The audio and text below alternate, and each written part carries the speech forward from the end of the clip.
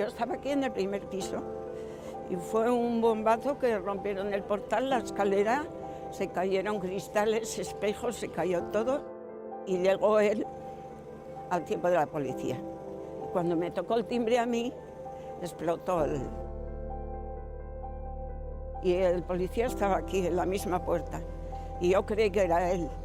Entonces cuando salí vi que una botica de mi hijo estaba aquí y él estaba tirado aquí mismo. Y todavía movía la boca.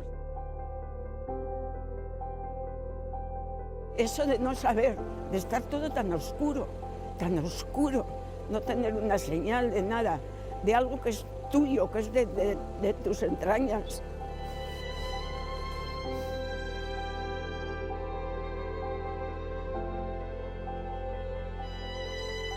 Yo estaba de rodillas ante el sofá, pidiéndole a Dios que no le hubiera pasado nada, y entonces mi cuñado me cogió de los brazos y me dice, no pidas más por él porque él está muerto.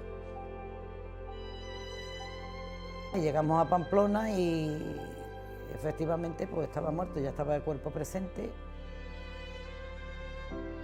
Esto nadie de mi familia lo sabe, pero yo intenté quitarme la vida una noche yo aquí sola. Yo cogí una botella de coñac y una caja de aspirina.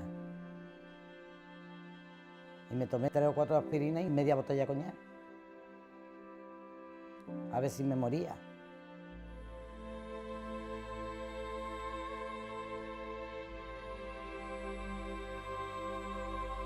Salieron por la parte de atrás de la casa, de la bajera, y en el momento que estaban cargando el bidón apareció Vicente Nazabal, encapuchado, y le pegó 5 tiros delante de mi hermano Salvador.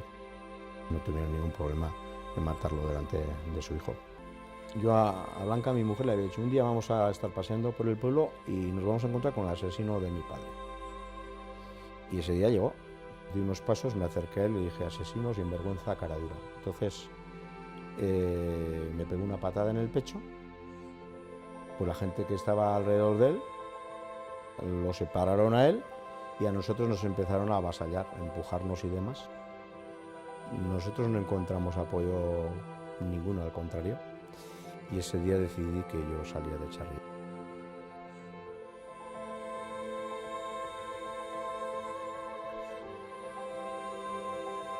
Llamaron por teléfono y era mi marido y me dijo, para el coche. Entonces paré el coche y me dijo, nos lo han matado, es nuestro Diego, nos lo han matado. Nos dirigimos hacia Palmanova, ya sin prisa, porque ya no teníamos que ir ni a ningún hospital, ni a ningún...